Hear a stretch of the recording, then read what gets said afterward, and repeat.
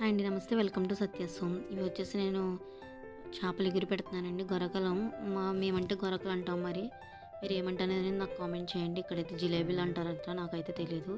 వీటిని నేను ఉప్పు, కారం, పసుపు వేసేసి కొద్దిగా ఆయిల్ వేసి అలా పక్కన పెట్టేసుకున్నాను. తర్వాత 2 ఉల్లిపాయలు, 1 టమాటా, 4 పచ్చిమిరపకాయలు తీసేసుకున్నాను. అలాగే కరివేపాకు, అల్లం వెల్లుల్లి పేస్ట్ తీసుకున్నాను.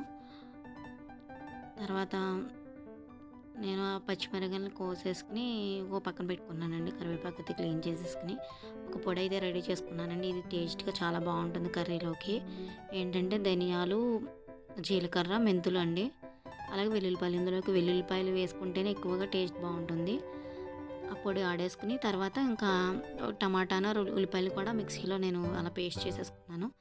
తర్వాత గ్యాస్ మీద ఒక ప్యాన్ పెట్టుకుని అందులో 4 టేబుల్ స్పూన్ ఆయిల్ వేసుకోవాలి. ఇందులో వెల్లుల్లిపాయలు ఎక్కువ వేసుకుంటేనే అలా కచ్చపచ్చగా మనం మిక్సీ పట్టుకుంటే బాగుంటుందండి, అలా వెల్లుల్లి పేస్ట్ కన్నా.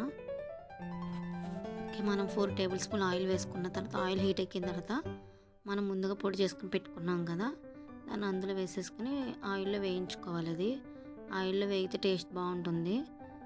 వేగాలండి, పచ్చివాసన లేకుండా వేగిపోవాలి. ఇప్పుడు ఇందులోనే కొద్దిగా అల్లం వెల్లుల్లి పేస్ట్ వేసుకోవాలి. అల్లం పేస్ట్ ఎక్కువ అక్కర్లేదండి, మనం ఆల్రెడీ అందులో వెల్లుల్లిపాయలు వేసాం కదా.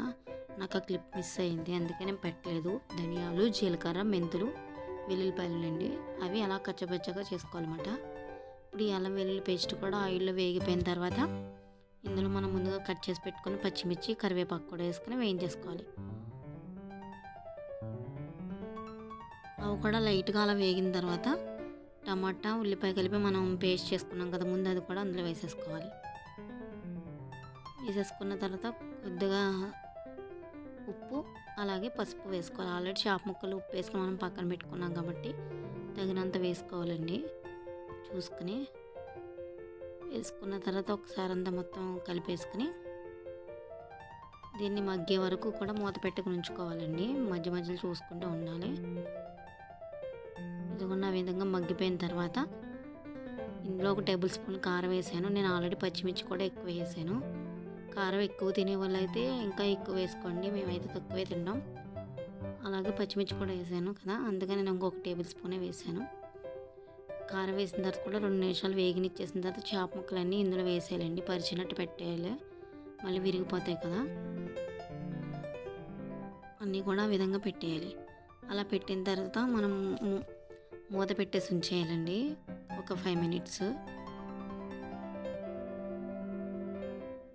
తర్వాత మళ్ళీ మూత తీసుకుని అవి మళ్ళీ తిరగేసుకోవాలి జాగ్రత్తగా, కలిపేయకూడదు. అలా కలపడం వల్ల చేప ముక్క అనేది విడిపోతుంది.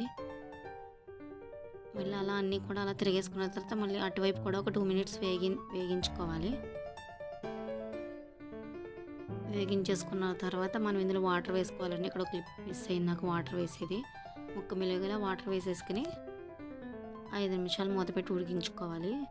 మళ్ళీ 5 నిమిషాల తర్వాత ఒకసారి తీసి చూసుకోవాలండి, ఉప్పు, కారం అన్నీ సరిపోయినాయి లేదో. ఇప్పుడు ఈ స్టేజ్లో ఉండగానే మనం వేసుకోవాలి చూసుకుని. నాకైతే అన్నీ సరిపోయినాయి.